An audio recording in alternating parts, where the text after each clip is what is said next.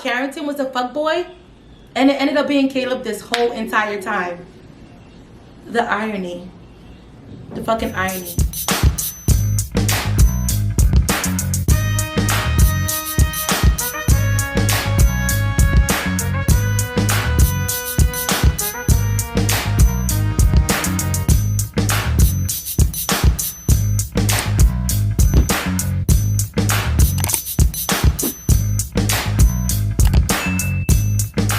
Hi guys, I'm V and welcome to E and V.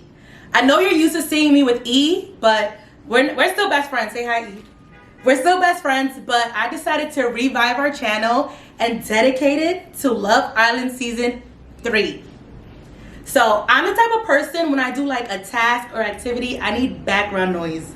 So one day, like, I kept seeing Love Island all over my demand. So I said, let me just watch it and give the show a chance. So I just put it on, and next thing you know, it's 5 a.m. and I'm binge watching all 6 of the episodes. Between Matthew Hoffman and his commentary, Ariel, her cuteness, and just like the Love Island Season 2 cast, I was obsessed. I fell in love. I never gravitated to a show as fast as I gravitated to Love Island, and the rest is history. When I was watching it, I had so much thought, so much feeling, so many opinions that I told myself, if there's a season 3, like, my voice is going to be heard. And here I am. So with me, I'm loud. You haven't heard, noticed. I'm loud. I'm honest. I'm blunt. I'm like a say what I say. I mean what I say. I'm opinionated. I can be dramatic. I get it from my mom. I'm sorry. And I curse a lot. But it's all in good fun. Just get ready for the fun shade. So in honor of season 3, I thought it would be fun to just recap season 2. I know I know a lot has gone down since season 2 aired, but let's just, for the fuck of it, let's just recap it. So with the 10 OGs, Mackenzie, Sally, Justine, Caitlin, and Moira, when I first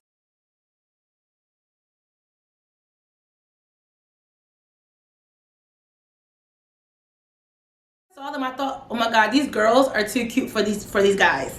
I didn't find not one guy attractive. Sorry. I thought Jeremiah was cute and his accent was cute, but when he like denied Justine, I was over him immediately. The couples that I thought was gonna take it home, I really believed it was gonna be Mackenzie and Connor and James and Moira, but I was wrong and strong. When the 2 new girls, Kirsten and Rachel, came into the house, by default, I feel like Kirsten and Cunningham hooked up because Cunningham and Caitlin weren't getting along that well. Like, they didn't mesh well. But I really didn't see them being a couple because, like, Kirsten is sexy and Cunningham looks like a baby. So I knew they wouldn't last. And Rachel, she's a hater, so I don't give a fuck about her, Jeremiah. Next. The next 2 guys that came, Calvin and Caleb. At first, I did not find Caleb attractive. I did not find Caleb attractive until him and Justine coupled up. You know when it's like a guy single, you don't look at him, but as soon as a guy gets a girlfriend, you're like, oh, he's kind of fine. Like, he's really kind of fine. That's how I felt about Caleb. I did not find him attractive until Justine bagged him. And with Calvin, I was happy Calvin came into the house because James pissed me off when James wanted to take it to the next level with Moira. First of all, you just met this girl 2 days ago. Do you know her favorite color? Do you know she has allergies? Do you even know her last name? And you want to get physical with her? Like, no. James turned me off. So I was so happy Calvin came in and stole Moira away. The next girl that came into the house was who? What's her name again? The British girl? Lauren.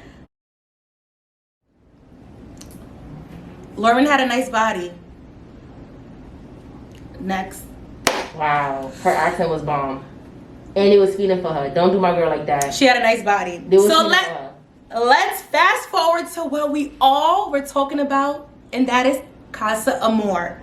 So the guys I love the 5 guys that came in and entertained the OG girls because they were light. They weren't too like aggressive on the girls. They were chill. I loved all 5 of those boys. Now the girls, those girls pissed me off. Let me tell you why.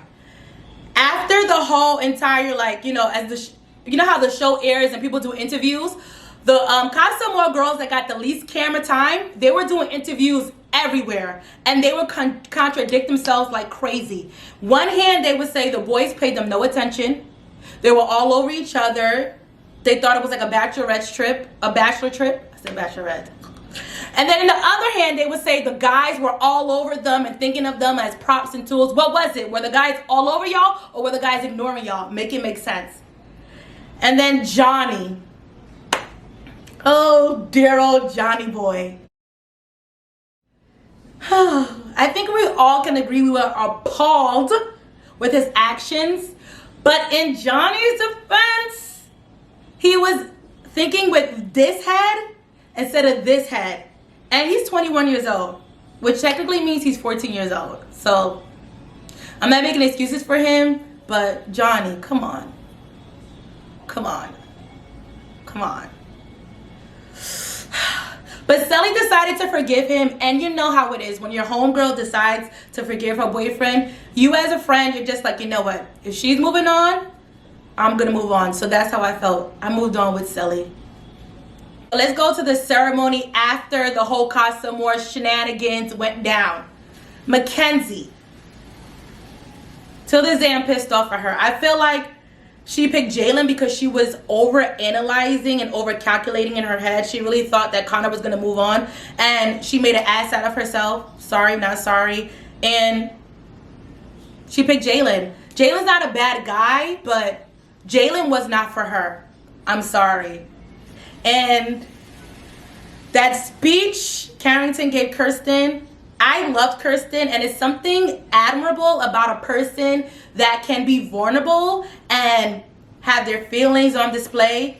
But like, Kirsten, you are too sexy for Cunningham. Like, why do I keep calling him Cunningham? Carrington. Why aren't you correcting me? His name is Carrington. I'm so sorry, Carrington. I was doing that all last season. Carrington, I love your name. Sorry to your parents. Carrington. Carrington. All right. Carrington's speech to Kirsten, I was like, Kirsten, if this doesn't hit you, like, let this hit you. He doesn't want you, and you're too sexy for him. Like, girl, come on. I honestly also didn't find Laurel to be his speed. No offense, like, she's sweet, she's a sweetheart, but when Lakin came into the house, and him and Lakin's first chat, I was like, yeah, this is the chick for him. But I feel like we all got to know Laurel, and we just fell in love with her. So nobody wanted to see, you know, them break up. But if you look back at the season, Lakin was definitely the girl at the time for Cunningham. But I mean, Carrington. FYI, everybody was talking about, oh my God, nobody wants to talk to Julie. Nobody wants to talk to Julia. Nobody wants to talk to Julia. If Julia doesn't have a connection, Julie doesn't have a connection. It doesn't matter how pretty she is. A girl could be pretty, but there was nobody for her to connect with. Move on. Let's talk about when Noah, Benny, and Benny came into the house. First of all, the audience pissed me off. You guys thought Noah was such a perv, but as soon as he was gone, everybody's screaming, oh, where's Noah? Y'all know y'all don't give a fuck about Noah, so why are y'all asking for him? Bennett, he was cute, he was cool, whatever. And Benny, if y'all really thought Sully was gonna leave Johnny for Benny, come on. Benny looks like her little brother. I knew they weren't gonna work, so why were y'all pushing it? No. I think we could all agree the best thing that came out of there was J-Love. Even though we know how it ended and what the fuck Caleb did, I still will always appreciate their love story because, like, it got us through quarantine, and Justina was just that chick, you know? And I just love them together. I don't know, but fuck Caleb. And the whole ironic part about it is everybody thought Carrington was a fuckboy, and it ended up being Caleb this whole entire time. The irony. The fucking irony. And what I loved most about the show For was... people who don't know, why is he a fuckboy? Well, Caleb was a fuckboy. Wait, listen.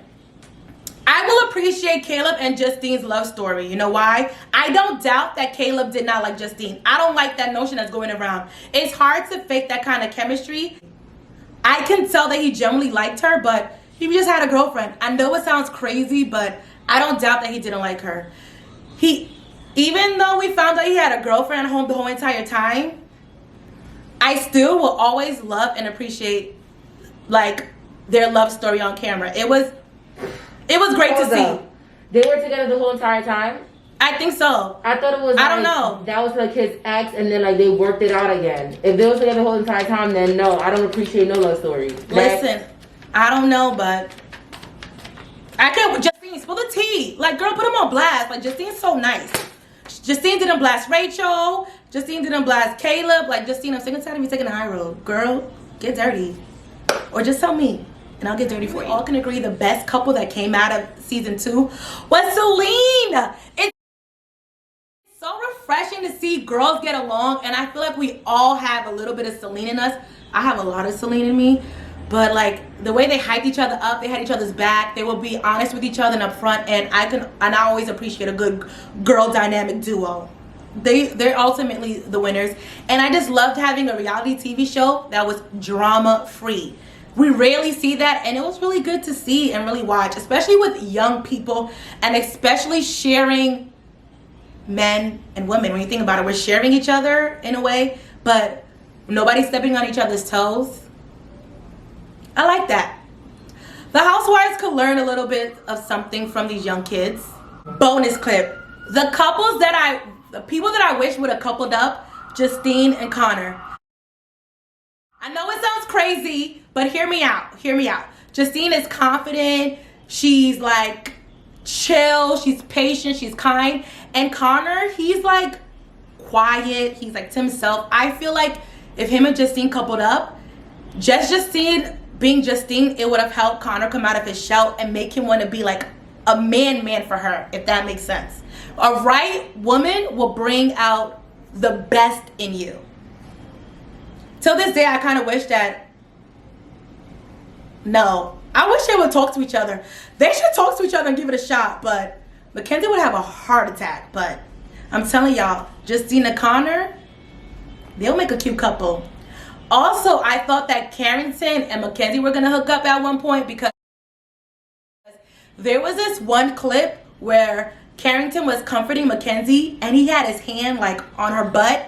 And I guess he quickly realized that it was Mackenzie and he's quickly pulled up his hand. But Carrington, I caught you. I saw that. That was just a quick little recap of season 2 of Love Island. I didn't go too much in depth because it aired a year ago. We all know what happened. But like I said, just for the fun of it, I look forward to seeing you guys for season 3. I'm so excited. I cannot wait for you guys to hear my thoughts and my opinions, because like I said, I am extremely opinionated.